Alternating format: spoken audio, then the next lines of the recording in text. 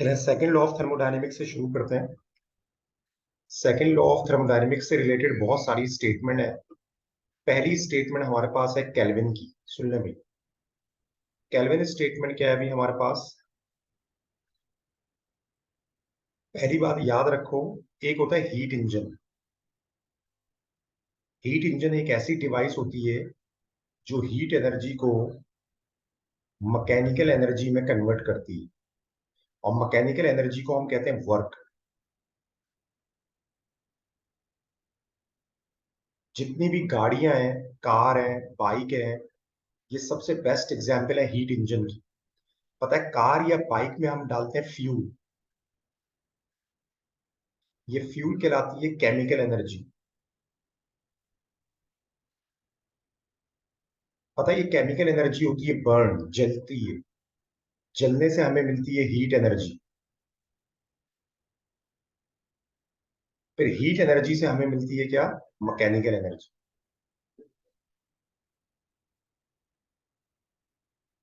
ये प्रोसेस हो रहा होता है हमारी पूरी गाड़ियों में। यहां तक क्लियर है?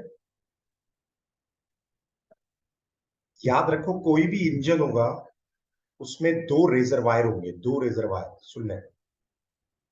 एक रिजर्वायर कहलाता है हॉट रिजर्वायर, और एक कहलाता है हमारे पास कूल रिजर्वायर। हॉट रिजर्वायर को हम सोर्स कहते हैं, जिसके जरिए हम हीट देते हैं।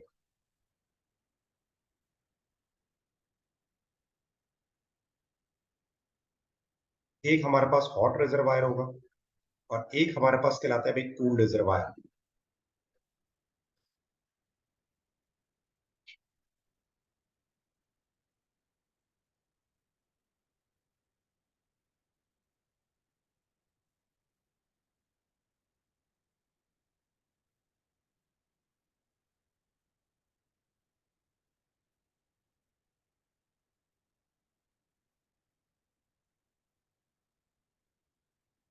भाई कितने रिजर्वायर होते हैं हर इंजन में? दो। एक होगा हमारे पास हॉट रिजर्वायर, और एक होगा कूल रिजर्वायर। हॉट रिजर्वायर जिसके जरिए हम हीट सप्लाई करते हैं, जिसे सोर्स भी कहते हैं।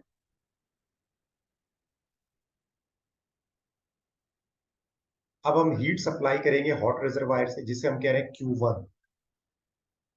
लेकिन इसके इर्द गिर्द होता है सिंक, एटमॉस्फेयर। अगर हमारे पास एक चाय का कप है, थोड़ी देर बाद चाय ठंडी हो जाती है। बताओ चाय की हीट कौन ले गया? अगर चाय का कप हमारे पास गर्म है, हमने रखा,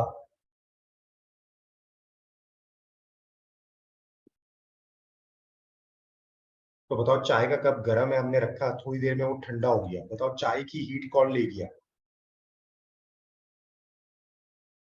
बताएं बेटा। सर ये एटमॉस्फेयर ले गया। एटमॉस्फेयर ले गया। और एटमॉस्फेयर याद रखो कहा जाता है best sink of the world. इससे अच्छा कोई सिंक नहीं है। सिंक क्या होता है? सिंक को हम कोल्ड रिजर्वायर कहते हैं, जो हीट एब्सॉर्ब करता है। तो बताओ, हर इंजन के इर्द गिर्द एटमॉस्फेयर होगा। तो जैसे ही हम किसी इंजन को हीट सप्लाई करेंगे Q1 हॉट रिजर्वायर के जरिए, बहुत सारी हीट जो है वो कोल्ड रिजर्वायर ले जाएगा। तो जो वर्क हमें मिलेगा ना, वो कभी भी इस Q1 के बराबर नहीं होगा। बात क्लियर है? ये इसकी सिस्टमेटिक डायग्राम है कि हमारे पास दो रिजर्वायर हैं, एक है कूल रिजर्वायर और एक है हॉट रिजर्वायर। हॉट रिजर्वायर को हम सोर्स कहते हैं, जिसके जरिए हम हीट सप्लाई करते हैं, और उसका टेम्परेचर कहलाता है T1। Q1 वो हीट है जो हम सोर्स मतलब हॉट रिजर्वायर के जरिए सप्लाई कर रहे हैं, लेकिन उसके इर्द गिर्द कूल रिजर्वायर मौजूद होता है जो बहुत सारी हीट एब्जॉर्ब कर लेता है। तो कभी भी वर्क डन Q1 के बराबर नहीं होगा। ये इसकी सिस्टमेटिक डायग्राम।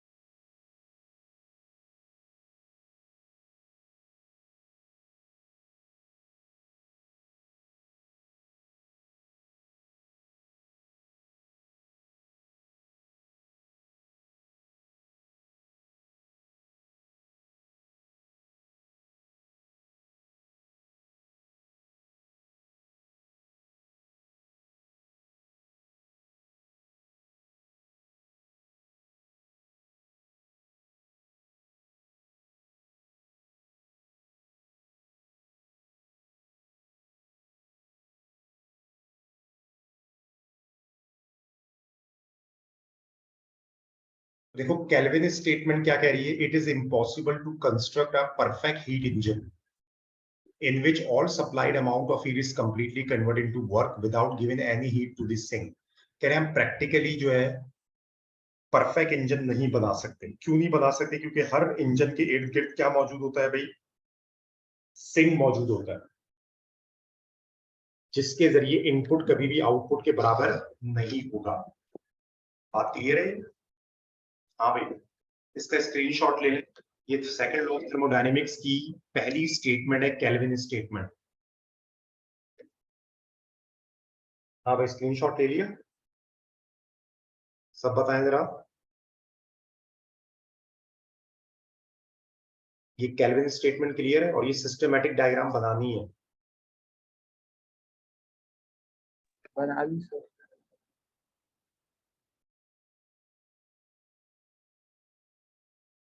हाँ भी ले लिया स्क्रीनशॉट सबने? जी सर।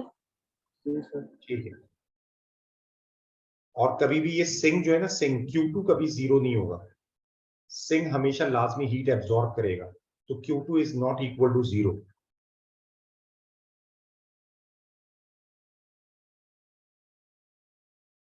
अब हमारे पास एक क्लासियस स्टेटमेंट।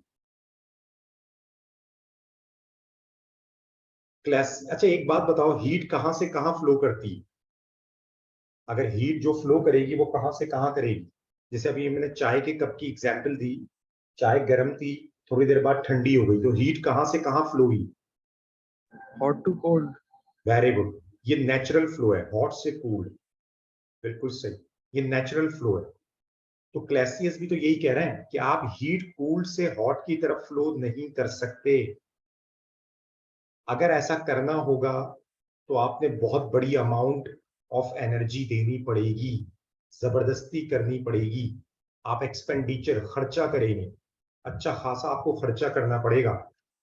इसकी सबसे बेस्ट एग्जांपल है बच्चों रेफ्रिजरेटर।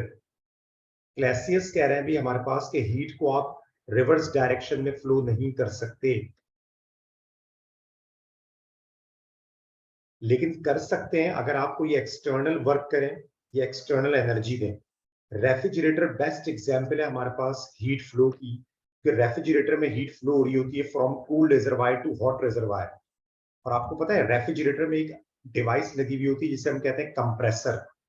ये कंप्रेसर काम कर रहा होता है जो हीट को रिवर्स डायरेक्शन में फ्लो कर रहा होता है। एक बात और बता दूं, रेफ्रिजरेटर और AC, AC with air conditioner, ये सबसे बेस्ट एग्जांपल है। ये सबसे बेस्ट एग्जांपल है हमारे पास किसकी? सेकंड लॉ ऑफ थर्मोडायनेमिक्स की। ठीक, अगर मैं एसी से इसको समझाऊं, रेफ्रिजरेटर और एसी की वर्किंग बिल्कुल सेम है। चले एसी की वर्किंग समझते हैं। फॉर एग्जांपल, आप बाहर से आए, दोपहर का टाइम था, 12 बज रहे थे, बाहर बड़ी धूप थी, आप बाहर से अपने घर में दाखिल हुए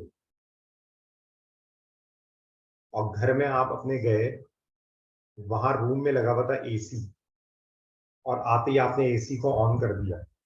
तो एक बात बताएं, आपका घर क्या हुआ? मतलब आपका जो रूम है जहां एसी लगा हुआ है, और ये जो बाहर बाहर से आप आए हैं, बताएं हॉट रिजर्वायर कौन हुआ, बाहर या घर? रूम आपका हॉट रिजर्वायर हुआ या बाहर से जो आ रहे हैं आप? हॉट रिजर्वायर बताओ क्या होगा?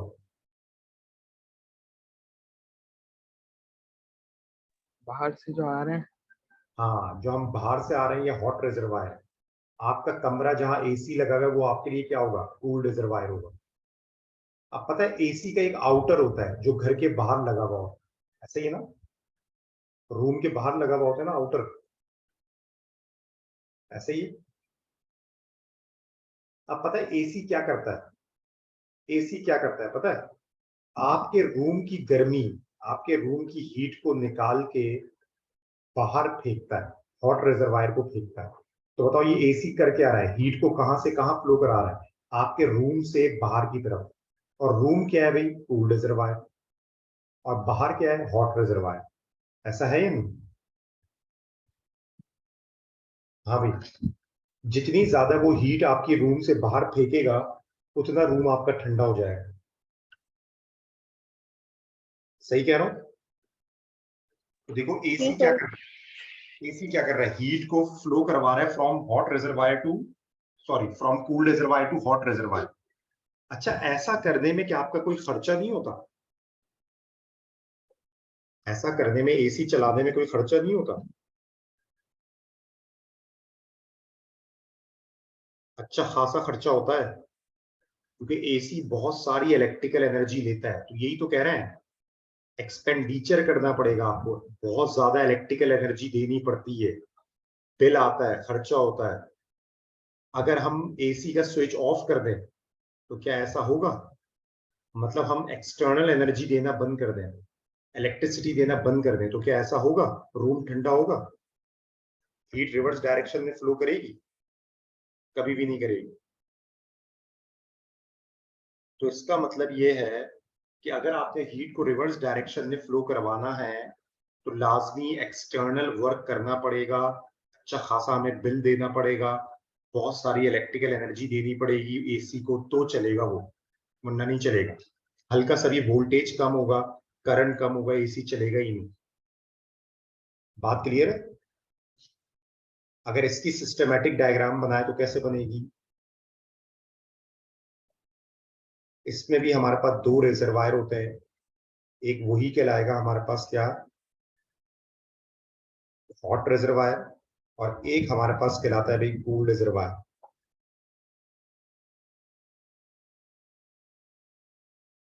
ये हमारे पास वही हॉट रिजर्वायर है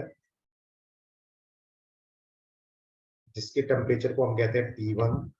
ये रेफ्रिजरेटर है,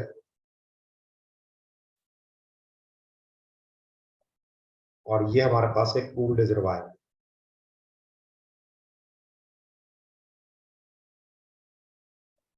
यहां से हम क्या करेंगे, वर्क करेंगे तो ये हीट रिवर्स डायरेक्शन पे फ्लो करेगी from cool reservoir to hot reservoir. ये बात समझ में आई? And work done is not equal to zero.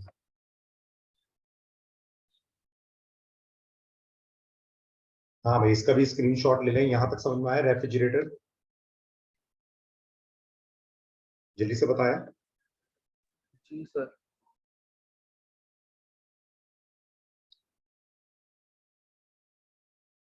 यहां तक क्लियर है सबको? स्क्रीनशॉट ले लिया?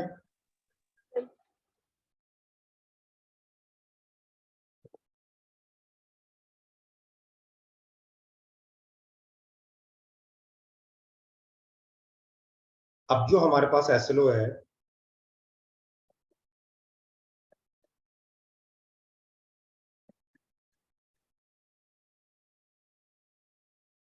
वो है हमारे पास describe heat engine.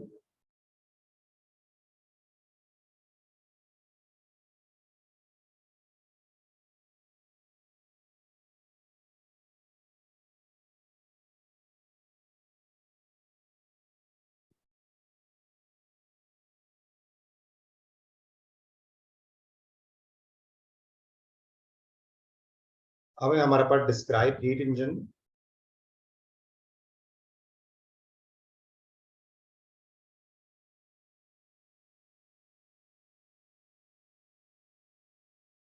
Heat engine reference to the second law of thermodynamics.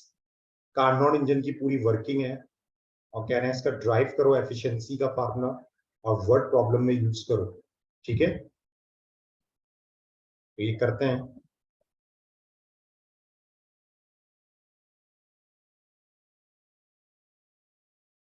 हाँ भाई, हीट इंजन क्या होता है अभी बताया था। स्क्रीन दिख रही है सबको? हाँ भाई, हीट इंजन क्या होता है, जो हीट एनर्जी को मैकेनिकल एनर्जी में क्या करता है भाई, कन्वर्ट करता है, उसे हम हीट इंजन कहते हैं। A device which convert the heat energy to mechanical energy is known as the heat engine.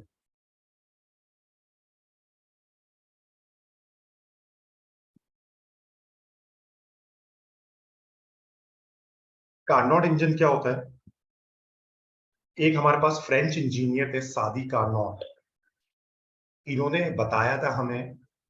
और क्यों हम कार्नोट इंजन को पढ़ेंगे, इसलिए पढ़ते हैं ताकि जो दूसरे इंजन है, ऑटो इंजन है, पेट्रोल इंजन है, गाड़ियों के इंजन है, डीजल इंजन है, स्टीम इंजन है, इन सब की एफिशिएंसी को इससे कंपेयर कर सकें।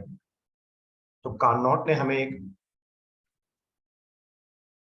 इसकी कंस्ट्रक्शन बड़ी सिंपल सी है। इसमें एक सिलेंडर मौजूद होगा और उसमें लगा हुआ होगा एक मूवेबल पिस्टन। अच्छा एक बात बताओ, कभी टीवी पे इंजन ऑयल का ऐड देखा है? इंजन ऑयल का ऐड देखा है कभी? उस इंजन ऑयल के ऐड में आप देखते हैं कि वो दिखाते हैं पिस्टन को, गाड़ी के इंजन के पिस्टन को दिखाते हैं, वो piston up and down move कर रहा होता है, देखा है?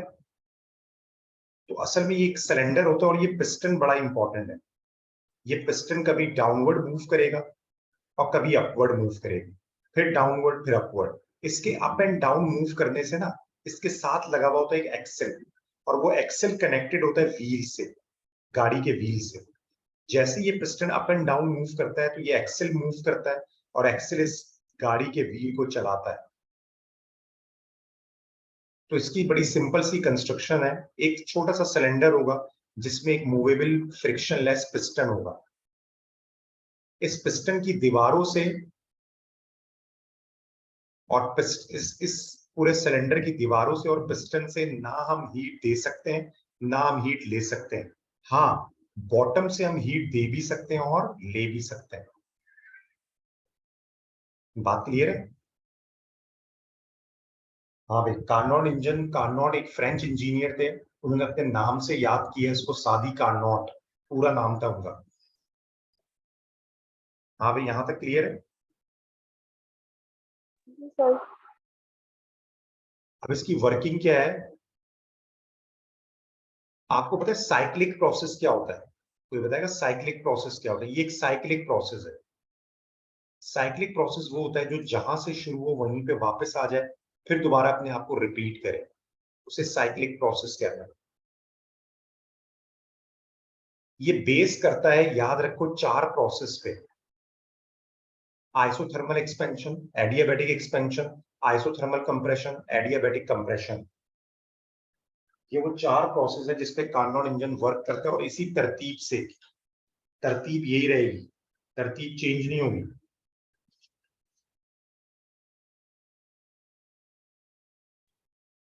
कार्नोट इंजन जो वर्क करेगा वो इन्हीं 4 स्टेजेस पे वर्क करेगा।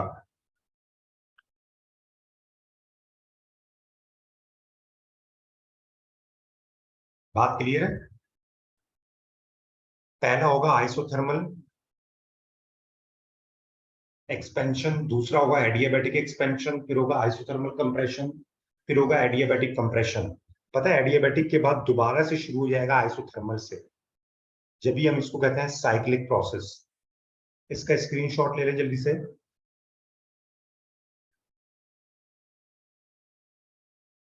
ले लिया? जी सर।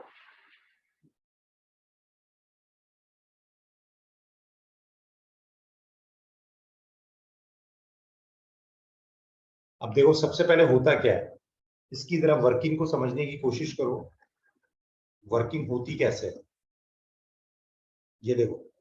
सबसे पहले हमने लिया, यहां गौर से देखना, देखो अभी यहाँ पे प्रेशर कितना है P1, वॉल्यूम कितना है V1, टेम्परेचर कितना है T1। बताओ यहाँ 2 वेट रखे हुए थे, मैंने एक वेट हटा दिया। बताओ एक वेट हटाने से क्या होगा, प्रेशर कम या प्रेशर ज्यादा?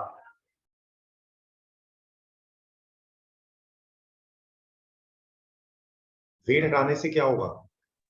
प्रेशर कम होगा। हाँ, प्रेशर कम हो गया P1 से P2। अंदर गैस रिलैक्स हो जाएगी या कंजेस्टेड होगी? अंदर जो गैस है वो रिलैक्स हो जाएगी या कंजेस्टेड होगी?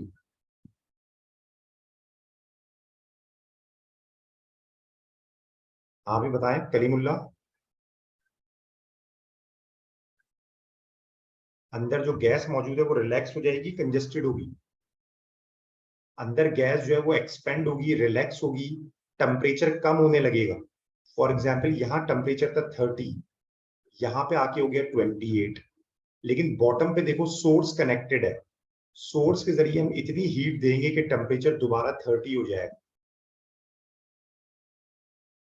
टेम्परेचर दोबारा क्या हो जाएगा? 30 हो जाएगा। तो इसका मतलब है हमने हीट देकर टेम्परेचर को कांस्टेंट कर दिया। देखो प्रेशर कम हो गया, वॉल्यूम बढ़ गया, टेम्परेचर को हमने कांस्टेंट रखा। बताओ गैस एक्सपेंड हो गई तो ये प्रोसेस कौन सा प्रोसेस कहलाएगा? कुछ याद आ रहा है? टेम्परेचर कांस्टेंट होता है तो कौन सा होता है? आइसोथर्मल। और गैस एक्सपेंड हो गई तो इसे कहेंगे आइसोथर्मल एक्सपेंशन। बात क्लियर है? ये कहलाएगा आइसोथर्मल एक्सपेंशन। हाँ भाई, यहां तक क्लियर है? जी अब सर। देखो, उसके बाद देखो मैंने एक और वेट हटा दिया, ये वेट भी हमने हटा दिया, ये वाला वेट भी हमने हटा दिया। प्रेशर और कम हो गया, गैस एक्सपेंड हो गई, गैस का टेम्परेचर कम हो गया T1 से T2, वॉल्यूम बढ़ गया। अब हमने बॉटम पे लगाया हुआ इंसुलेटर, ना हम हीट दे सकते हैं ना हम हीट ले सकते हैं। तो इस प्रोसेस में हमने ना तो हीट दी ना तो हीट ली और गैस एक्सपेंड हो गई। बताओ कौन सा प्रोसेस होगा? एडियाबैटिक। शाबाश, एडियाबैटिक। तो ये एडियाबैटिक एक्सपेंशन होगी। अब देखो 2 दफा पिस्टन ऊपर मूव हुआ, पहली बारी में भी हुआ, दूसरी में भी हुआ। अब देखिएगा क्या होगा। अब मैंने इसके ऊपर वेट रख दिया, अब क्या होगा? पिस्टन कहां मूव करेगा? डाउनवर्ड। अब प्रेशर बढ़ेगा, अंदर गैस के मॉलिक्यूल कंजेस्टेड होंगे, टेम्परेचर बढ़ने लगेगा। फॉर एग्जाम्पल 28 से 30 हो गया। अब देखो सिंक कनेक्टेड है। क्या कनेक्टेड है? सिंक। सिंक के जरिए मैं इतनी हीट निकालूंगा कि ये टेम्परेचर दोबारा जो है वो 28 पे वापस आ जाएगा। तो टेम्परेचर कांस्टेंट कर दिया मैंने। सिंक के जरिए मैंने टेम्परेचर को क्या कर दिया? कांस्टेंट कर दिया। टेम्परेचर कांस्टेंट होगा तो आइसोथर्मल कहलाएगा, और क्योंकि ये कंप्रेस हो रहा है तो क्या कहलाएगा? कंप्रेशन।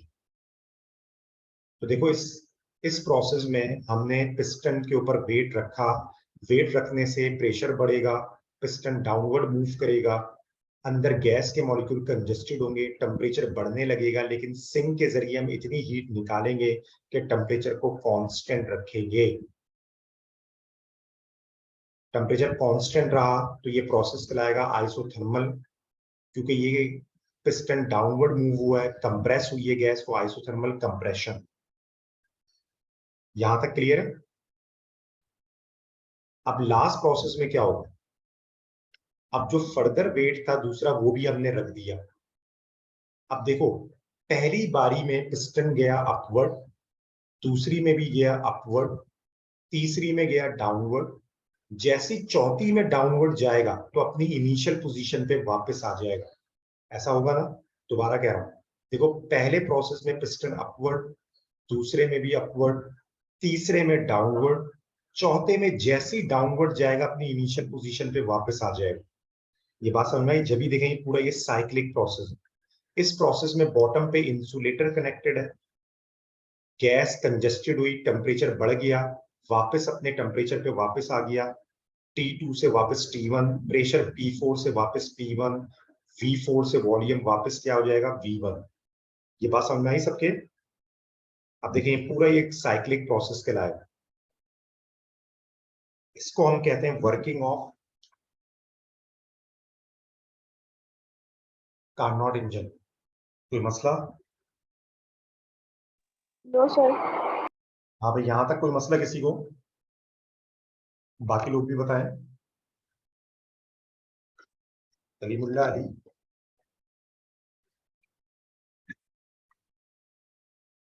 Yes sir.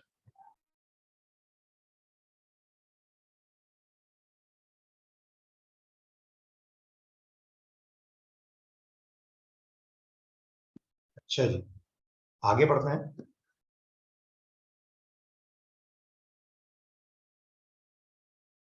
ये देखें, ये वो चारों प्रोसेस हैं जो अभी मैंने समझाए हैं। सेम इसका बस स्क्रीनशॉट ले लें, ये हमने पहले भी किए थे अगर आपको याद हो।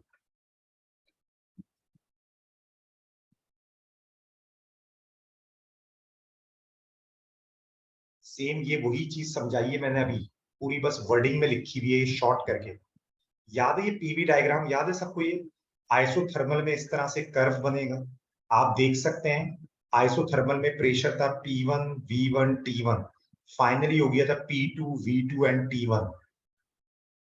फिर एडियाबैटिक में P2 V2 और T1 से कितना हो गया था P3 V3 एंड T2।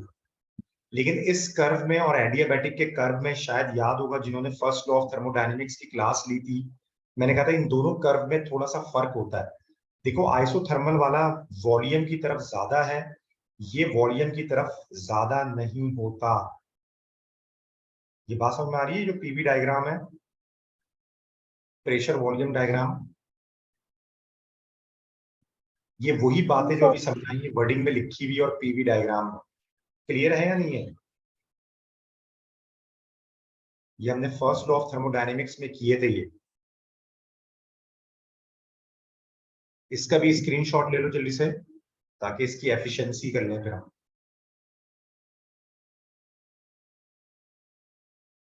अच्छा, ये मॉर्निंग में क्या प्रैक्टिकल हो रहा है आप लोग के, या पेपर खत्म हो गए?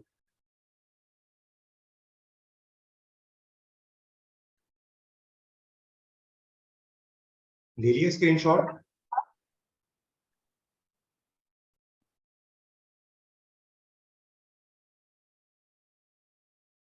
फिर देखें जो तीसरा प्रोसेस था आइसोथर्मल कंप्रेशन, फिर लास्ट था एडियाबैटिक कंप्रेशन।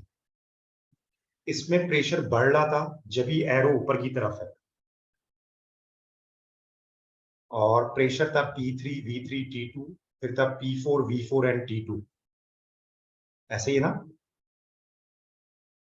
लास्ट वाले में भी यही था, प्रेशर बढ़ रहा था तो एरो ऊपर की तरफ है, P4 V4 T2, फिर P1 V1 एंड T1। इसका भी स्क्रीनशॉट ले लें। समझ में आया ये? फाइनल प्रैक्टिकल कब है आप लोगों का?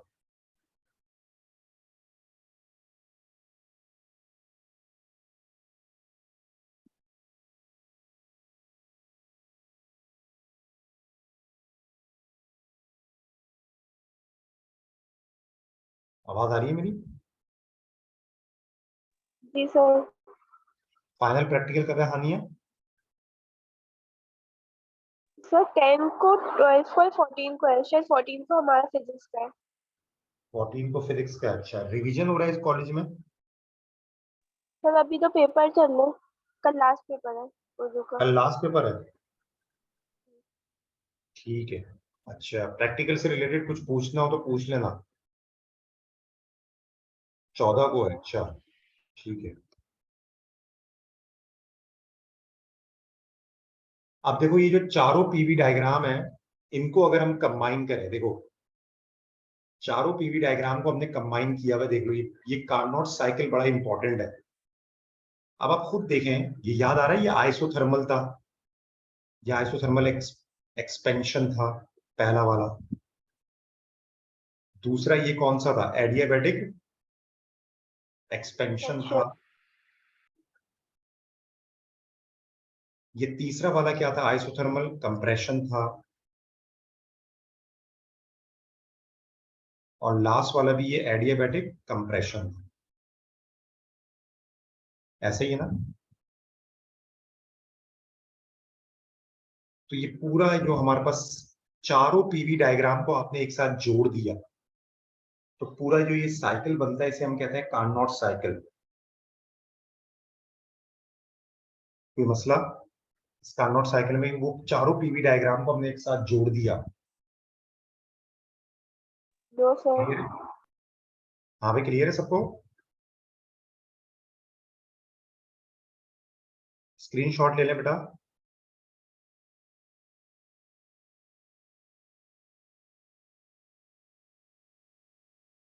कल पेपर खत्म हो रहे हैं आप लोगों के, मुझे ये बता दीजिएगा आप मॉर्निंग में कब कब फ्री हैं, ताकि मैं क्लास रख लूँ।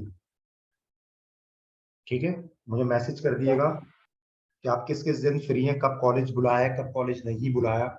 तो मुझे लाजमी आज ही मैसेज कर दीजिएगा, ताकि मैं मॉर्निंग में क्लासेस अरेंज करूंगा। ठीक है? जी सर। अच्छा जी। एफिशिएंसी क्या होती है भाई? एफिशिएंसी होती है आउटपुट डिवाइड बाय इनपुट। जल्दी से बताएं मुझे, कार्नोट इंजन का आउटपुट क्या है? किसी भी हीट इंजन का आउटपुट क्या होता है?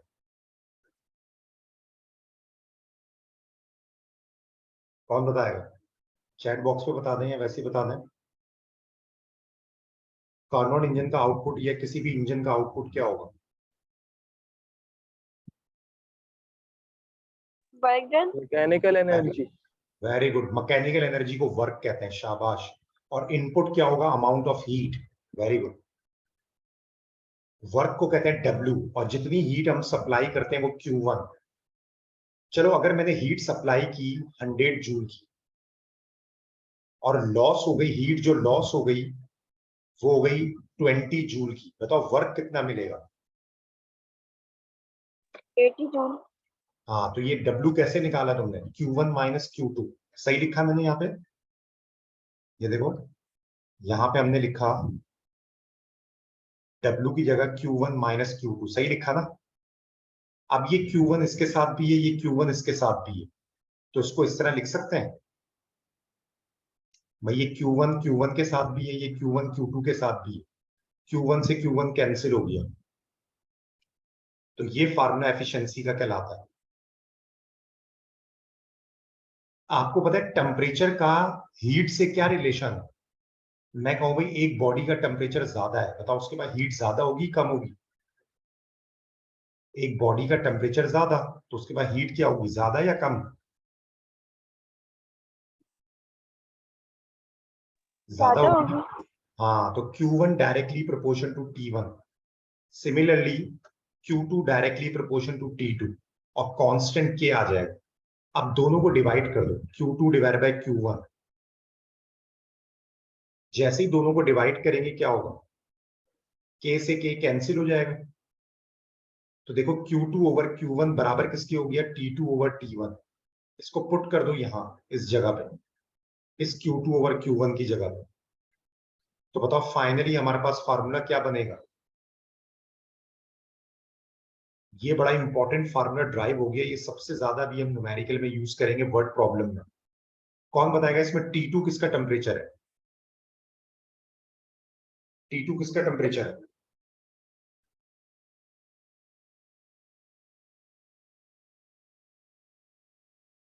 T2 किसका टेम्परेचर है? कूल्ड रिजर्वायर का, जिसे हम सिंक कहते हैं। और T1 किसका टेम्परेचर है? हॉट रिजर्वायर का, जिसे हम सोर्स कहते हैं। बताओ ज्यादा टेम्परेचर कौन सा होगा? T1 ज्यादा होगा या T2 ज्यादा होगा? जल्दी से बताओ, टाइम कम है। T1 या T2, किसका टेम्परेचर ज्यादा होगा? T1 या T2? आवाज आ रही है मेरी? Sir T2। T2 तो कूल्ड रिजर्वायर है, ठंडा।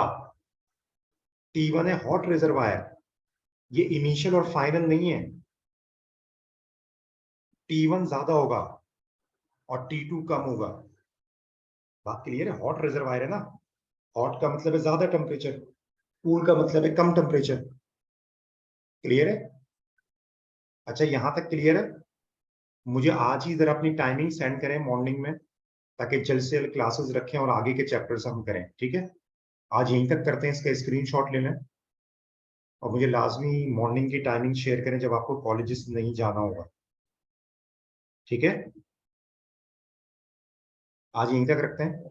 अल्लाह हाफिज। इसका स्क्रीनशॉट ले लो।